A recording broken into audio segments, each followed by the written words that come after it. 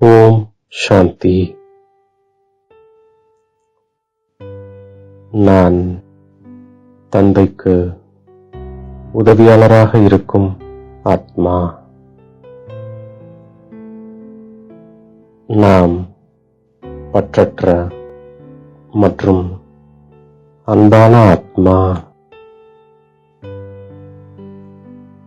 நாம் தந்தையின் குடைநிழலில் கீழே இருக்கும் ஆத்மா.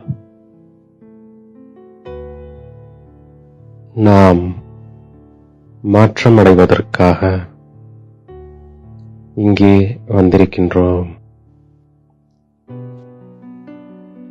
நாம் அசுர குணங்களை மாற்றிக்கொண்டு தெய்வீக குணங்களை அவசியம் கடைபிடிக்கின்றோம். இது மனிதனிலிருந்து தேவதையாக மாறக்கூடிய படிப்பு. அபபவித்திரத்திலிருந்து பவித்திரமாகி புது உலகிற்கு செல்வதற்கான படிப்பு. ஒரு தந்தையைத் தவிர வேறு யாரும் படிக்க வைக்க முடியாது. தந்தைதான் எளிய ஞானம் மற்றும் ராஜயோகத்தின் படிப்பு மூலமாக பவித்திரமான இல்லற வாழ்க்கை முறையை ஸ்தாபனை செய்கின்றார். பரமாத்மா நமக்கு தந்தையாகவும் இருக்கின்றார். எல்லையற்ற தந்தையாக வந்து படிக்க வைக்கின்றார். நாம் புதிய உலகம் சத்தியுகம் செல்வதற்காக படித்துக் கொண்டிருக்கின்றோம். இப்போது நாம் அசுர குணங்களை மாற்றிக்கொண்டு தெய்வீக குணங்களை கடைபிடிக்கின்றோம். நாம் இங்கே மாற்றமடைவதற்காக வந்திருக்கின்றோம். இப்போது நமக்கு குறிக்கோள் கிடைத்திருக்கின்றது.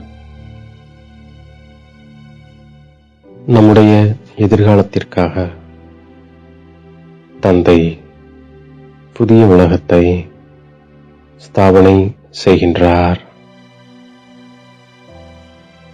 ஆதலால் நாம் ராவணனை வெற்றி அடைகின்றோம். இப்போது மீண்டும் தந்தை வந்து பதித்தத்திலிருந்து பாவனமாக்குகின்றார். நாம் குடும்பத்தில் இருந்தாலும் தாமரை மலருக்கு சமமாக இருக்கின்றோம். தேகம் உட்பட அனைத்தையும் மறந்து ஒரு தந்தையை நாம் நினைவு செய்கின்றோம். நான் உங்களை ராஜாக்களுக்கெல்லாம் ராஜாவாக மாற்றுகிறேன் என்பது பகவான் வாக்கு. இப்போது மீண்டும் புருஷோத்தம சங்கமயுகத்தில் நாம் நிற்கின்றோம். தந்தை நம்மை முதல் நம்பரில் அழைத்துச் செல்ல வந்திருக்கின்றார். அவர் அனைவருக்கும் நன்மை செய்கின்றார். நாம் தான் தூய்மையான தேசத்தில் வசிக்கக்கூடியவர்கள். தந்தை நம்மை நிர்வாண தாமத்திற்கு சாந்தி தாமத்திற்கு அழைத்துச் செல்கின்றார். புதிய உலகை ஸ்தாபனை செய்து பழைய உலகை அழிப்பதற்காக பகவான் இங்கே வந்திருக்கின்றார். நாம் இப்போது பவித்திரமாகி புதிய உலகிற்கு போக வேண்டும். மனிதனிலிருந்து தேவதையாக மாறுவதற்கு போன கல்பத்தில் படித்த அதே படிப்புதான் கிடைத்திருக்கின்றது. இப்போது தந்தை வந்து மீண்டும் பவித்திரமான இல்லற மார்க்கத்தினராக மாற்றுகின்றார். நாம் மிகவும் உயர்ந்த பதவியை அடைகின்றோம். உயர்ந்ததிலும் உயர்ந்த தந்தை எவ்வளவு உயர்ந்தவராக நம்மை மாற்றுகின்றார். தந்தையுடையது சிரேஷ்டத்திலும் சிரேஷ்ட வழியாகும். அதனால் நாம் சிரேஷ்டமாக மாறுகின்றோம். நாம் தந்தை மூலமாக தங்க புத்தி உடையவராக மாறுகின்றோம். உண்மையில் இது ஞான குளியல் ஆகும். இதன் மூலமாக நாம் தேவதையாக மாறுகின்றோம். போன கல்பத்திலும் நாமே முயற்சி செய்தோம். முயற்சி இல்லாமல் ஆஸ்தி அடைய முடியாது.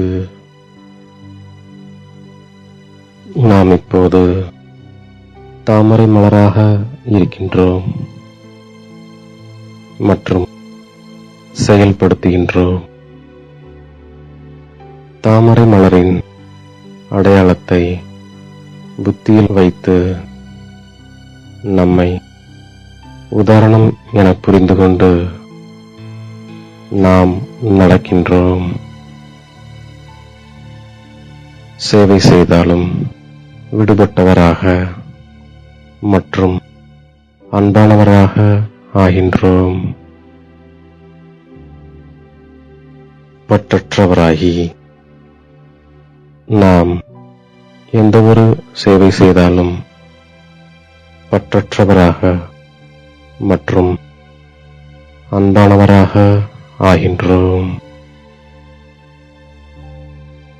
சிரேஷ்டமான ராஜ்யத்தை ஸ்தாபனை செய்வதற்காக ஸ்ரீமத் படி நடந்து தந்தைக்கு நாம் உதவியாளராக ஆகின்றோம்.